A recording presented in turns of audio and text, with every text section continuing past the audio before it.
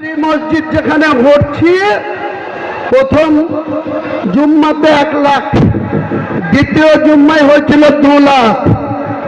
আমি মমতা ব্যানার্জিকে একবার আহ্বান করব, আপনি মুখ্যমন্ত্রী হিসাবে আপনার টাইম মতো এই বাবরি মসজিদের এখানে একটা ঈদের নামাজের ডাক দেব। মুর্শিদাবাদের মানুষ কতটা আসবে ঈদের ময়দানে নামাজ পড়তে, আর আপনার ওই রেড রোডের ময়দানে কত লোক থাকে সেটা একবার পরীক্ষা করে নেবেন, মাপজোক করে নেবেন। কাজে আপনি আপনার মতো চলুন। ফেব্রুয়ারি মাসটা আপনাদের পুলিশের চুমখানি ধুমখানি একটু সহ্য করতে হবে। যারা সহ্য করবেন, অতিরিক্ত মাত্রায় করলেই আমাকে জানাবেন।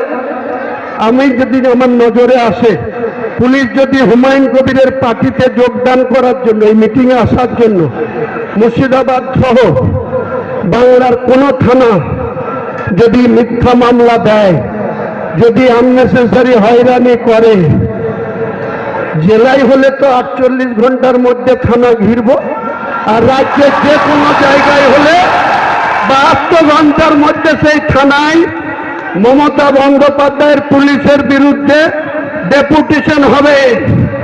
আর শুধু ডেপুটেশন হয়ে খালি খালি চা খেয়ে বাড়ি আসবো না। যে মিথ্যা মামলা দিচ্ছেন সেই মিথ্যা মামলাকে উদ্যোগ করাবো, তা নাহলে এক একটা থানার ইট খুলে নেব, এক একটা থানার ইট খুলে নেব। পাল্লা কিনবেন, কত পুলিশ আছে, কত গুলি চালাতে পারেন, কত আপনার স্ট্রেংথ আছে। হুমায়ুন কবিরের সঙ্গে লক্ষ লক্ষ জনতা আছে। আজ থেকে শুরু হলো আমার চ্যালেঞ্জ। আমি এই মমতা বন্দ্যোপাধ্যায়ের মিথ্যাচার, তুলাবাজ, জুলুচ্চোর, জেল খাটা মন্ত্রীদের লজ্জা নাই।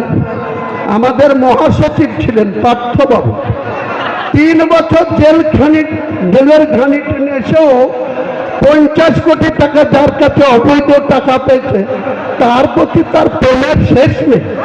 বলছে আমি এখনো অপাকে থাকতে পারবো না।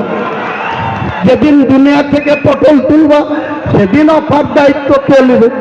এখন নয় আছো, উপরওয়ালা যেদিন টিকিট কাটিয়ে দিবে সেদিন অপার দায়িত্ব কে নেবে? পার্থবাবু, কাজে আমাকে বেশি ঘাটাবেন না। আমি প্রত্যেকটা মানুষকে আজকের মিটিং আসার জন্য অভিনন্দন জানাচ্ছি, সালাম জানাচ্ছি, আদাব জানাচ্ছি, নমস্কার জানাচ্ছি, প্রণাম জানাচ্ছি। জানিয়ে আজকে